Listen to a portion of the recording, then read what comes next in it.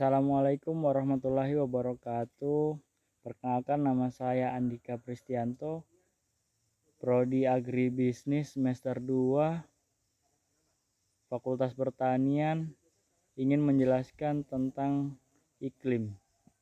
Ya, yang pertama saya akan menjelaskan tentang hujan. Hujan ini dia dapat memiliki peran yang sangat signifikan ya bagi pertumbuhan tanaman. Ya, berikut adalah beberapa dampak positif dan negatif hujan terhadap tanaman. Oke. Dampak positif itu yang pertama pengairan pada tanaman. Hujan menyediakan air dan penting bagi tanaman untuk pertumbuhan dan perkembangan mereka.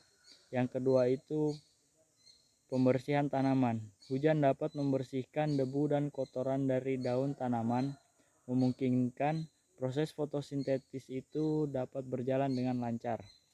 Yang ketiga itu bisa dapat meningkatkan produksi. Dengan menyediakan air dan nutrisi, hujan dapat meningkatkan produksi pada tanaman kita ya. Kalau dampak negatifnya itu dia yang pertama itu banjir ya, seperti yang kita ketahui hujan yang berlebihan itu akan mengakibatkan banjir yang dapat merusak tanaman kita, bahkan menghancurkan tanaman yang sudah tumbuh. Yang kedua itu dia menyebabkan penyakit pada tanaman. Kelembaban yang tinggi setelah hujan dapat menyebabkan pertumbuhan jamur dan penyakit pada tanaman sehingga menghambat pertumbuhan tanaman kita. Ya. Baik, selanjutnya yang kedua saya akan menjelaskan tentang sinar matahari. Ya. Sinar matahari ini memiliki peran yang sangat penting dalam pertumbuhan dan perkembangan tanaman kita. Berikut saya akan memberikan beberapa contoh dampak positif dan negatif bagi tanaman. Yang pertama itu dampak positif. Yang pertama, fotosintesis. Sinar matahari diperlukan untuk berfotosintesis, proses di mana tanaman mengubah karbon dioksida dan air itu menjadi glukosa dan oksigen. Dan sedangkan glukosa itu digunakan untuk sumber energi pada tanaman tersebut, dan oksigen ini akan dilepaskan ke udara. Ya, yang kedua ini dia pertumbuhan. Matahari ini dia memberikan energi yang sangat diperlukan untuk perkembangan dan pertumbuhan pada tanaman tersebut ya. Seperti saya pernah membuat suatu eksperimen ya, di mana saya membuat eksperimen menanam tanaman cabai yang di dalam ruangan tidak terkena matahari dengan di luar ruangan yang terkena sinar matahari. Ya, yang pertama saya akan menjelaskan yang tidak terkena matahari ya. Yang tidak terkena matahari itu dia pertama dia memang cepat tumbuh, tetapi dia pas tumbuh itu dia batangnya sangat kecil dan mengurus tinggi, dan daunnya itu dia kecil-kecil. Sedangkan yang saya tanam di luar ruangan itu dia pertumbuhannya memang agak tertinggal dengan yang di dalam ruangan. Tetapi dia pas tumbuh itu dia batangnya itu sangat hijau, tidak pucat dan tumbuh subur, dan daun-daun tersebut itu sangatlah lebar. Di sini saya akan memperlihatkan contoh tanaman yang terkena sinar matahari maupun tidak ya. Baik, di sini saya akan memperlihatkan bagaimana ini contoh contoh tanaman cabai yang terkena sinar matahari, yaitu dia akan tumbuh subur, daunnya hijau-hijau, dan buahnya itu sangat banyak ya, dan besar-besar. Baik, sedangkan di sini saya akan memperlihatkan contoh tanaman yang tidak terkena sinar matahari, yang sangat layu. Tanaman tersebut bisa kita lihat daunnya layu, batangnya kecil, buahnya juga kecil-kecil ya. dan daunnya agak menguning. Baik, di sini kita bisa simpulkan bahwa peran sinar matahari ini sangatlah dibutuhkan oleh sebuah tanaman apapun. Baik, selanjutnya yang ketiga itu saya akan membahas tentang suhu. Suhu juga memiliki peran kunci ya dalam pertumbuhan dan perkembangan tanaman kita. Saya akan menjelaskan beberapa pengaruh suhu bagi tanaman yang sedang kita tanam. Yang pertama itu metabolisme pada tanaman. Suhu mempengaruhi laju metabolisme tanaman. Suhu yang lebih tinggi itu biasanya meningkatkan lajunya metabolisme, dan sementara suhu yang terlalu rendah dapat memperlambat proses metabolisme pada tanaman tersebut. Yang kedua itu berhubungan dengan pembuahan. Ya, pembungaan dan pembuahan. Suhu juga mempengaruhi proses pembungaan dan pembuahan pada tanaman tersebut. Yang ketiga juga itu ini dapat mengakibatkan kematian pada tanaman. Suhu yang terlalu rendah atau terlalu tinggi itu dapat menyebabkan kerusakan pada tanaman dan dapat menghambat pertumbuhan tanaman tersebut sehingga tidak berkembangnya atau menjadi kerdil dan lama-kelamaan akan menyebabkan kematian. Ya, baik, selanjutnya yang keempat ini saya akan menjelaskan tentang angin. Angin memiliki peran penting juga yang sangat signifikan bagi tanaman. Berikut beberapa pengaruh angin pada tanaman. Yang pertama itu penyebaran serbuk sari. Angin sangat membantu dalam penyebaran serbuk sari tanaman tanpa pembantuan hewan. Tanaman yang mengandalkan angin ini seperti pohon pinus sangat bergantung kepada angin untuk melakukan yang namanya penyerbukan. Yang kedua yaitu penyebaran penyakit. Angin juga dapat mengakibatkan penyebaran penyakit karena penyakit seperti jamur dan virus dapat menyebar lebih mudah melalui angin tersebut. Yang ketiga ini angin dapat merusak kerusakan fisik. Angin kencang juga menyebabkan kerusakan fisik pada tanaman seperti patahnya cabang atau daun, terutama pada tanaman yang akan rentan terhadap angin tersebut. Ya, selanjutnya yang kelima yaitu kelembaban. Kelembaban ini memainkan peran penting ya dalam pertumbuhan dan perkembangan tanaman. Berikut adalah beberapa peran utama kelembaban dalam tanaman. Yang pertama yaitu membantu proses fotosintesis. Kelembaban sangat dibutuhkan oleh tanaman untuk proses fotosintesis. Fotosintesis adalah proses di mana tanaman menggunakan energi matahari, air, dan karbon dioksida untuk menghasilkan glukosa dan oksigen tanaman memerlukan untuk mengangkut nutrisi dan mineral yang diperlukan untuk fotosintesis. Yang kedua yaitu pertumbuhan dan perkembangan. Kelembaban sangat membantu dalam pertumbuhan dan perkembangan pada tanaman kita. Ya,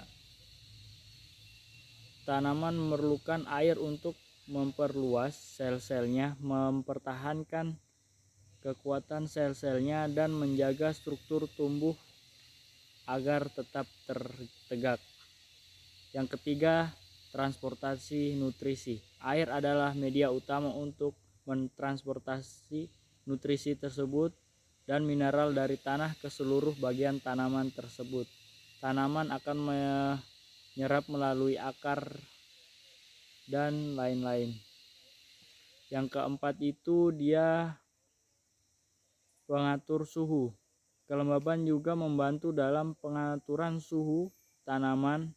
Transpirasi yaitu proses di mana tanaman melepaskan uap air melalui stomata daun pendinginan tanaman saat suhu lingkungan sedang meningkat atau panas. Yang kelima, kehidupan mikroorganisme. Kelembaban yang cukup juga mendukung kehidupan mikroorganisme ya. Mikroorganisme juga ini sangat penting untuk kesehatan tanah dan pertumbuhan tanaman kita. Baik pentingnya kita ini untuk menjaga keseimbangan kelembaban yang tepat untuk tanaman agar tanaman lebih sehat. Ya, baik yang keenam ini saya akan menjelaskan tentang profil tanah ya. Profil tanah ini memiliki beberapa komponen utama dari profil tanah. Yang pertama itu yaitu horizon O atau organik. Lapisan ini merupakan lapisan yang paling teratas dan terdiri dari bahan-bahan organik seperti sampah, daun-daun, dan ranting-ranting yang membusuk dan akan kaya nutrisinya. Yang kedua ini horizon A atau topsoil. Horizon ini merupakan lapisan tanah yang paling sering digunakan untuk sebuah media tanam karena tanahnya itu memiliki banyak kandungan bahan organik. Ia juga merupakan tempat utama penumbuhan akar pada tanaman. Yang ketiga, horizon E atau eluvial. Horizon ini terbentuk akibat proses pelapukan di mana bahan-bahan terlentur seperti tanah, liat, dan energi dipindahkan ke lapisan di bawahnya. Horizon E ini memiliki warna yang lebih muda dan kandungan bahan organiknya sangat rendah.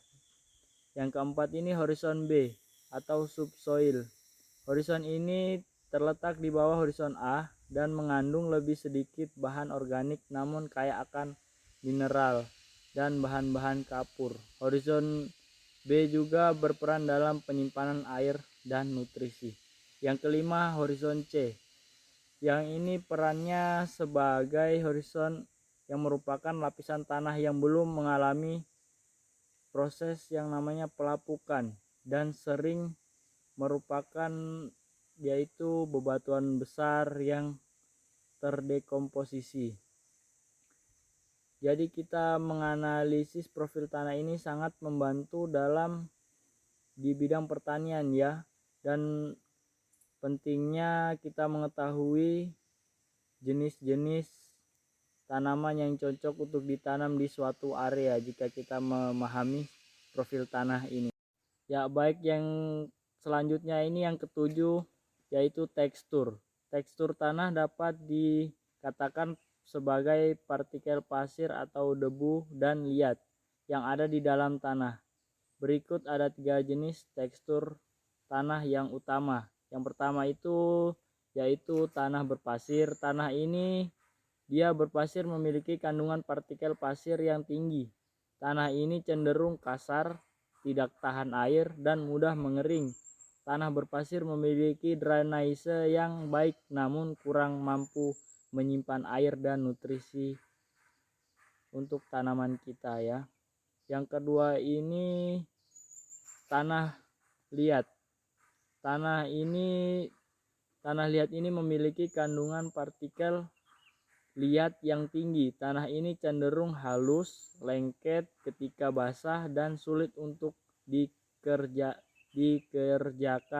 Tanah ini bersifat memiliki kemampuan menyimpan air dan nutrisi yang sangat baik namun dapat menjadi keras saat mengering.